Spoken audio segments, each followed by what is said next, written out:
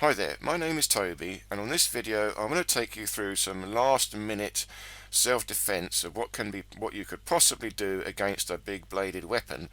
And these attacks now seem to be happening in the world with a big bladed weapon, surprise attacks. So what on earth can we do? Well, of course, you could get yourself an equalizer, a chair, a stick, a table, or throw things at the person. But what if you're stuck in a corner like this? It's the last minute. What can you do?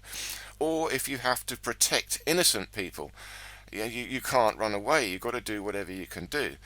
Now, there's three types of attackers. There's the psychopath. They don't even care what happens to themselves. They're just going to come straight in. They want to see blood, and that's the end of it. Then you've got the aggressive person. They're psyching themselves up like this. It's more like gang warfare. They're moving about, psyching themselves up, and then they're going to have a go. So you've got a bit more movement happening. And then you've got the third type of person that is not quite ready to do this attacking. They're using it as a threatening weapon. They're trying to dominate you, but they may or may not do it. So the blade is held up in front in a threatening manner. But of course they could just do this. So this third one, of course, you've got the most chance because they're holding the weapon in front. But really, what you've got to do if you're backed into a corner is come forward. It's a kamikaze move, but it's all you can do. It's all you've got. And you want to come forward as fast and as powerful as possible to knock the guy down. Now, of course, the chances are you're going to take an injury when you do this. You've got to keep your forearms up as best as possible, so at least you take the injury or deflect the injury on your forearms. Don't take it into the vital organs or the head. And I'm just diving forward towards the person's shoulders here, and I can slide the hand down to the wrist, and that's where I know where the wrist is and control it, and then I keep going forward and take the guy down. Now, again, this is kamikaze. I mean, I kid you not, but you're backed into a corner, you've got nothing, there's no time to think, this is all you can do. And the sooner you do it, the better, because if you stay at a distance, all you're going to do is get hacked to death. You've got to do something. Now, again, if the blade is being held in front like this, the sharp side is down, but you've got the side and you've got the top. So it is possible to slap the blade to the side or slap the blade down just to get it out of the way so that you can then drive in. Give yourself a fraction of a second. But again, it all depends on the situation. If they're holding the blade menacingly, then you could take the surprise, knock the blade to the side and then drive in like this. But when I'm driving in, it's got to be with full force, full body weight, and I'm stepping in such a way to trip the guy up. Either way, trip them up and keep on going forward so that they go down to the ground. But I can only show you theory here. My friend here is an older gentleman and he's also recovering from a stroke, so I can't do too much with him. So I can't actually knock this guy down, so we're cut to going to the ground. But if I get him down and I'm pounding him with an elbow, holding the hand down, I can hold my body weight on him and put my knee on his wrist. I mean, ideally, knock the guy out at this point. You want to incapacitate the person. Now, you see, if you stay at a distance, you're just going to get hacked. You're getting the full impact of the blade from that distance. The only chance you've really got is to move forward. You see, even if you move forward just a little bit and you take the blow halfway down the blade, so even if you're halfway down the blade, you have still reduced the impact. You haven't given the blade a chance to reach maximum power. And if you can get closer, block the arm, you've reduced the impact even more. So it's counterintuitive going forward into the blade, but you have to understand going forward and catching the strike anywhere along before it reaches its full power gives you more chance. And now you can see the blade is sharp at the bottom but not the sides and the top.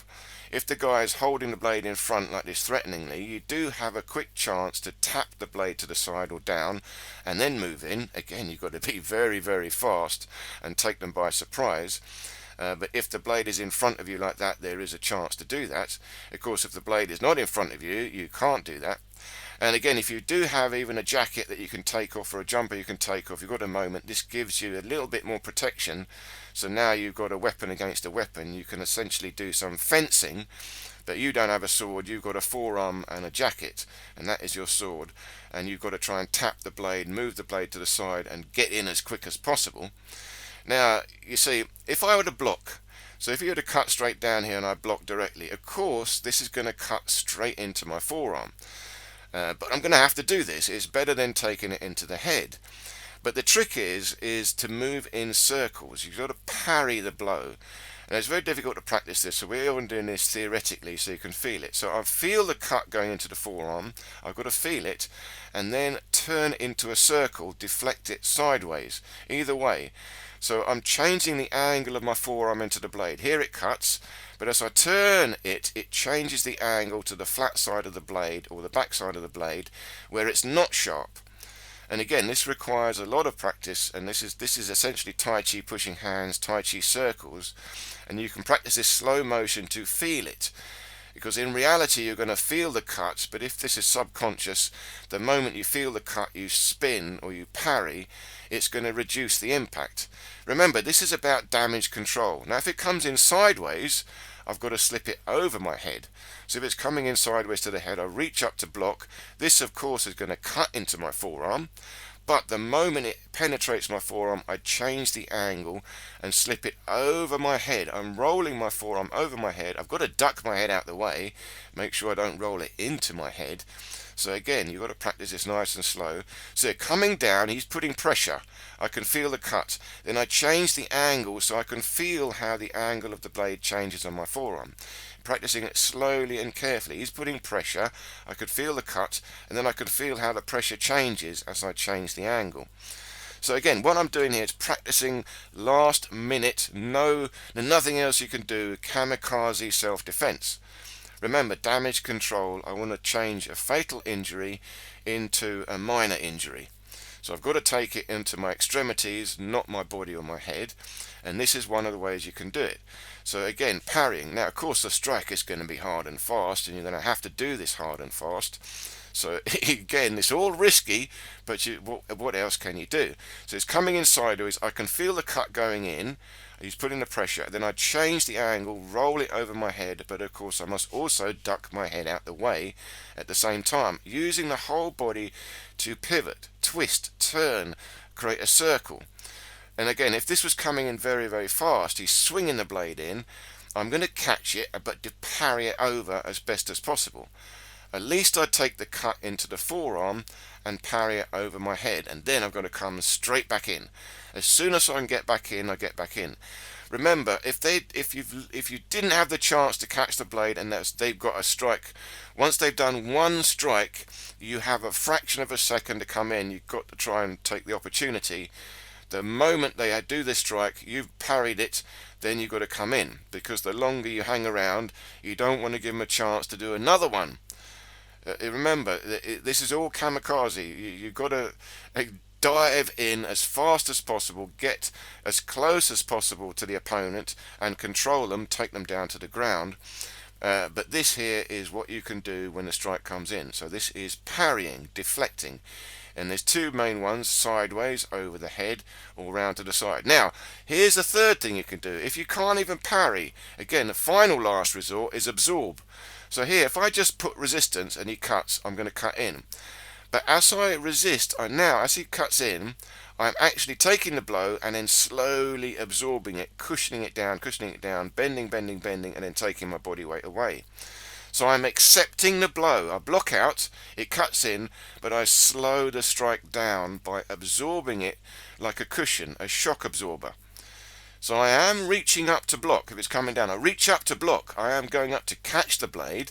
The moment the blade makes contact, I'm resisting, but I'm slowing that down. I'm going with the strike. I'm traveling with it, resisting, slowing the cut down.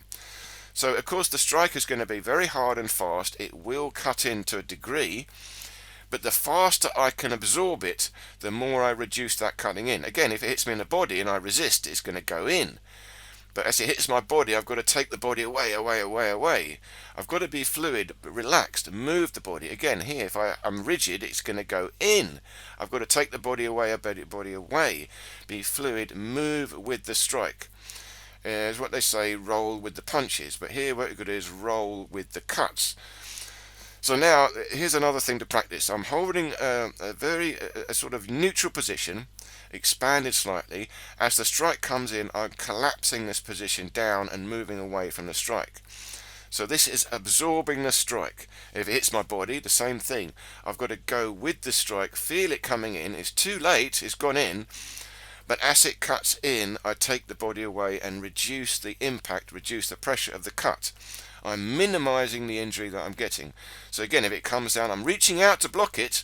Remember, the further forward I can get, and the closer to the hand I can get, the more I'm already reducing the impact. So that's already a reduction. And then I absorb the rest of it by cushioning. So that means again I'm further reducing the impact, and as soon as I can gain control and move forward, I go forward. Again here, if I resist, it's going to go in. I've got to go with it, take my body away. But again, I'm not recommending this.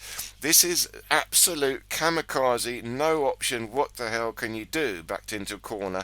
The strike is coming. You know it's coming. You can't even move out the way now. This is all you can do. Absorb the strike as best as possible and take it into somewhere non-vital. Now I'm just going to show you another technique here. This is a double block, a typical traditional block. I don't necessarily recommend this because you're going to get cut on your forearm and wrist. But you see, even if you do this and moving forward, you're reducing the strike, and then you pivot straight away. You can even catch the blade from here because you're turning to the back side of the blade or the side of the blade. Now I'm trying to show you myself here slow motion. If the blade comes in, I've got to reach up to block it. I'm actually reaching into the blade as low down as possible. So I'm taking the impact, but as soon as I take it, I'm reaching forward as far as possible, and as soon as I take it, I cushion it, absorbing it inwards. So this is a kinetic chain. I'm cushioning down. I'm bending the elbow, then the shoulder, then the spine, then the hips, then moving my body weight. And I'm doing that with resistance. So I am slowing it down. I am reaching up to catch the strike. I am blocking it, but I'm going with it, pulling inwards away with the strike, reducing it as I go. It's like a shock absorber, slowing down the strike. You see, and I move my body as well. I've got to move my body weight away, and then as it comes close, I have a chance to catch the blade. So this is the exercise here to show you. See, if I fall forward, this is exactly what I've got to do. I've got a shock absorber. I've got to absorb the shock from my palms down to my body. This is like reaching out to catch the blade or the weapon. I've got to absorb it. I reach out, full impact, but if I were to keep my arms rigid, of course I'm just going to break my arms. I've got to bend and cushion, slow down, slow down, slow down, so I don't face plant. The same thing here. I essentially reach out and cushion, slow down the strike, slow down the strike. Now again, I'm just playing around here, trying to show you a little bit of movement. So you need, of course, the best is to avoid. So if you can move and avoid, that's the best. If you can't do that, then you parry. Again, if you can parry using circles, slip the blade or change the direction of the blade, that's the second best. But the last resort is cushion, absorb. So again, absorb is the very last resort. The strike is coming in, you can't stop it now. All you can do is reach up into it and slow it down by absorbing. And now we're just playing around, trying different techniques. And this is the way you can practice with a partner, but do very slowly, very carefully, and you've got to think about it, because some of these will work and some of these won't work. You just keep going on and on and on and on, because ultimately you don't know what's going to happen. You don't know what you're going to do until the time comes. There is no way of knowing. So you just do have to practice playing around different scenarios and try different things until you can feel for yourself what might work for you. But I'm hoping that I'm describing some simple internal Kung Fu principles. This is body dynamics, this is body movement. See, now here I can even block and catch the blade at the same time, because I know where I'm going. I'm going to the back of the blade or the side of the blade. Now again, total kamikaze move. This last move here, you see, I'm going forward. I'm trying to take my chance. You've got to be aggressive. He looks like he's going to do something. I dive in, kick and strike straight away. And I'm grabbing the blade from the front. So I know that I'm doing something very risky, but I'm trying to grab the blade before he's done too much with it. So I'm taking control, and that will catch your opponent by surprise. They don't expect you to reach out and grab the blade, especially not in the front. There is right in the front of the blade. But because I know the principles of absorbing, I could also absorb that at the same time, reduce that impact as I catch the blade. And I have had personal experience of this. I was struck in the face by a safety guard from a table saw. So it was a power saw, and the safety guard flew off and hit me straight in the face. And I was not wearing glasses because I thought, we got a safety guard. But there you go, the safety guard itself hit me vertically across the eye. Now what I did was screw up my eye so tight that the muscles also provided a bit of cushion. That tension bridged across the eye to protect myself, and I spun round very, very fast. It was so fast I didn't realise I'd done it, and when I opened my eyes I was actually facing the opposite side of the room. So it proved to me that even though I took an injury, I managed to keep my eye. It's still okay. But it's the subconscious principles of moving in a circle, spinning and absorbing, do help in all these random high velocity situations. So I hope this made sense and you enjoyed this little video. Please leave me any questions or comments below, and I look forward to seeing you in any of these other videos here.